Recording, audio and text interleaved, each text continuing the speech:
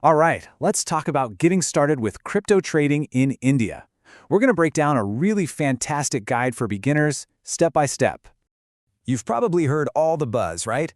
But maybe you're sitting there wondering, okay, but where do I even begin?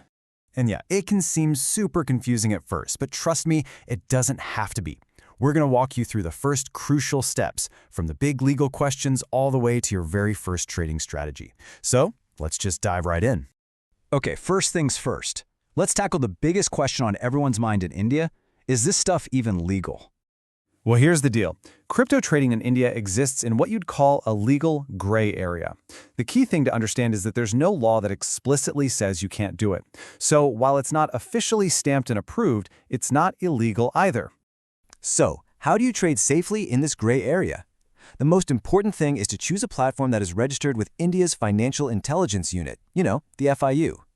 That registration gives you a real layer of security and confidence, and it makes things like deposits and withdrawals way easier. Now, once you're on a platform, you've got a choice to make. Do you trade the coins directly, or do you trade something called crypto futures? In India, there's a very clear advantage to one of these. And here's why. If you trade coins directly, you get hit with a heavy 30% tax on any profit you make. Ouch. Crypto futures, on the other hand, let you trade without that specific massive tax burden. It's no wonder they're a more popular choice for traders in India. Speaking of futures, they introduced this really powerful tool that can just dramatically amplify your trading power, even if you're starting with a small amount of cash. It's called leverage. So, what exactly is leverage? You can think of it like a loan from the exchange. It lets you multiply your trading capital so you can control a much larger position. Let's say you start with just about 8,500 rupees, or around $100. Let's see what leverage can do with that. With no leverage at all, that's 1x, your capital actually isn't enough to buy even one single trading lot of Bitcoin. You can't even get in the game. But now, watch this. If you apply 50 times leverage, that same amount of money can suddenly control 43 lots. Big difference, right? And if you crank it up to the maximum 200x leverage, you can control a massive 150 lots. Now, this means a tiny price movement in your favor could lead to a huge profit. But, and this is a big but, it is a double-edged sword. That immense power comes with an equally immense risk. And this next concept is probably the most important thing for any beginner to understand. It's called liquidation. So what's liquidation? It's when a small price move against you completely wipes out your initial investment for that trade. The exchange just automatically closes you out. And the more leverage you use, the smaller that price move needs to be to make it happen.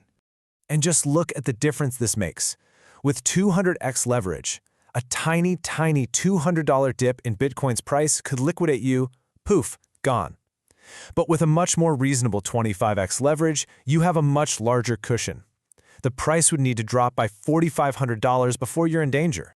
And that's exactly why the expert advice on this is so clear. If you're a beginner, you should really stick to a maximum of 25x leverage. It's all about managing that risk effectively. Okay, so you get the risks. Now let's get into the fun stuff and look at a practical, simple strategy you can actually start with. First up, which coins should you even trade? A good rule of thumb is to focus on the ones with the highest trading volume, simply because they tend to be more stable. Your top 3 are typically Ethereum, Bitcoin, and Solana. Now, how much money do you need? Well, you can start with as little as 1,000 rupees just to test the waters. But a starting capital of around 20 to 25,000 rupees is recommended to properly manage risk while still aiming for some actual profits. Okay, here's a simple but effective strategy. It's called the fair value gap, or FVG. The basic idea is you're looking for moments where the price moves up or down really fast. This quick move leaves behind a gap in the price action. The whole strategy is to be patient and wait for the price to come back to fill that gap, because that often acts as a really strong entry point for your trade. So if there's one thing to take away from all of this, it's this simple but incredibly powerful idea.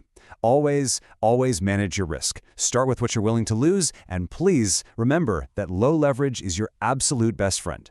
So there you have it. You've got the foundational knowledge now. You know the risks, you know the tools, and you have a solid starter strategy. The journey starts with that first informed step. So the only question left is, what will yours be?